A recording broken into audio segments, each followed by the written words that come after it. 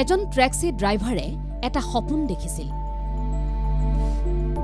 সেই সপোনৰ এতিয়া সংগী হৈছে কেইগৰাকীমান আইতা।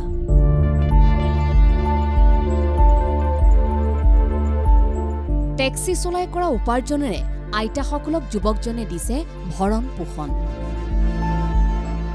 একেখন ঘৰৰ চালিৰ তলতে যুৱকগৰাকীৰ পত্নীয়ে আইতাসকলৰ বাবে ৰান্ধিছে খাদ্য। যুৱকগৰাকীৰ পৰিয়ালৰ সৈতে ঘৰখনত থাকে 9 গৰাকী আইতা। তেওঁৰ নাম লোহিত নাথ।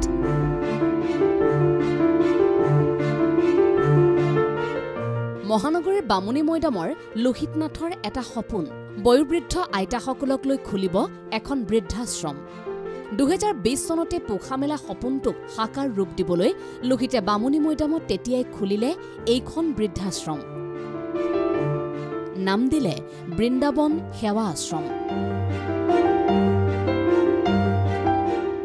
ভিন্ন কাৰণত নিজৰ আপোন ঘৰখনৰ পৰা অৱহেলিত হোৱা এই আইতাসকলৰ এতিয়া একমাত্ৰ সাৰথী যুৱকজন।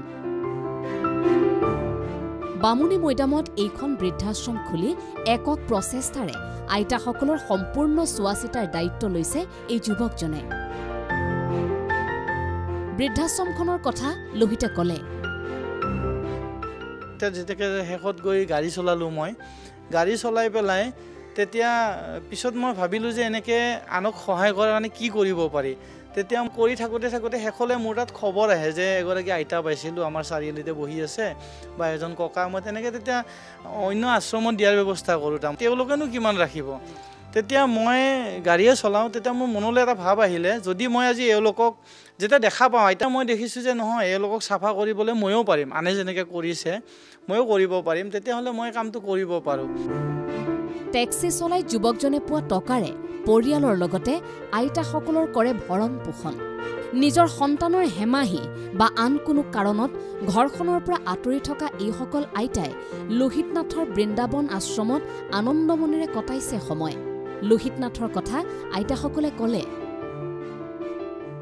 কি নাম এটা? মোৰ নাম অমিয়া গগৈ। কি ভাল লাগিছে? একদম বিৰাট ভাল লাগিছে আৰু নিজে কৰি নিজে খাওঁ।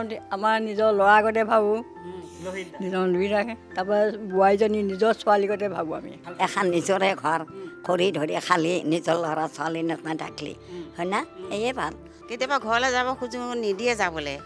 যাব নিদিয়ে, মন যায় কেতিয়াবা একদিন যাম বুলি ভাবোঁ।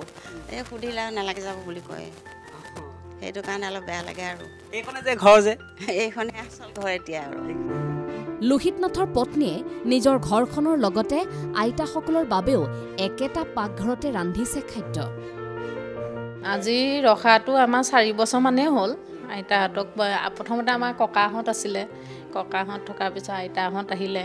আইতাহঁতক ধুনীয়াকৈ মই যিমানখিনি পাওঁ মোৰ নিজৰ মাৰ দৰে চলাব বিচাৰোঁ। তাৰ মাজত মোৰ ল'ৰা ছোৱালী 2জনী ছোৱালী অসম জাতীয় বিদ্যালয়ত পঢ়ে। তাৰ মাজত মই আহি আকৌ তেওঁলোকক চাহ দিওঁহি।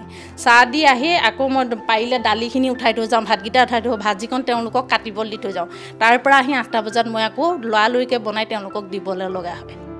এটকাও চৰকাৰী অনুদান নোলোৱাকৈ কেৱল ৰাইজে দিয়া কিছু দান বৰঙণিৰে যুৱকগৰাকীয়ে পৰিচালিত কৰিছে এই আশ্ৰমখন। আমাৰ যিখিনি দয়াবান ব্যক্তি আছে, যিখিনি এতিয়াও মানুহৰ মৰমটো বুজি পায়, দুখ বুজি পায়, তেওঁলোকে যথেষ্টখিনি সহায় কৰিছে। আৰু এই যিটো ঘৰ দেখিছে, ঘৰ বনোৱাটো আমাৰ ছ'চিয়েল মিডিয়াৰ ফালৰ পৰা, মানে ছ'চিয়েল মিডিয়া, আপোনালোকৰ ডিজিটেল মিডিয়া, প্ৰিণ্ট মিডিয়া গোটেইখিনিৰ মানে ছাপোৰ্ট পাইছোঁ মই। আৰু পোৱাৰ কাৰণে আজি এনেকৈ কৰিব পাৰিছোঁ। আৰু এতিয়া আমি চলি আছোঁ। বৰ্তমান যিখিনি আমাৰ দৈনন্দিন খৰচ লাগে তাতো বহুখিনি সহায় হৈ আছে। পিতৃ মাতৃক শাৰীৰিক মানসিক নিৰ্যাতন চলোৱা বাতৰিয়ে আপোনাক ব্যতিব্যস্ত কৰাৰ সময়তে লোহিত নাথৰ এই পদক্ষেপ নিঃসন্দেহে আদৰণীয়। তেজৰ সম্পৰ্ক নথকাকৈ অচিনাকি কোনোবা এগৰাকী মাতৃক নিজৰ মাৰ দৰে আঁকোৱালি লোৱা লোহিত নাথৰ দৰে ব্যক্তি আজিও আছে আমাৰ সমাজত। নিষ্ঠুৰতাৰে ভৰি পৰিব খোজা সমাজখনত লোহিতৰ এই অকৃত্ৰিম ভালপোৱা এতিয়া এইসকল আইতাৰ বাবে হৈ পৰিছে অক্সিজেনৰ দৰে।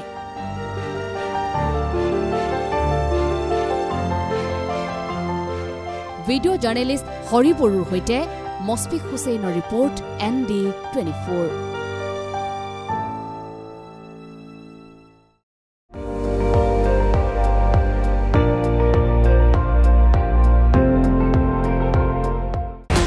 আপুনি চাই আছে ND24 সৰ্বশ্ৰেষ্ঠ নহয় সৰ্বোত্তমৰ দৌৰা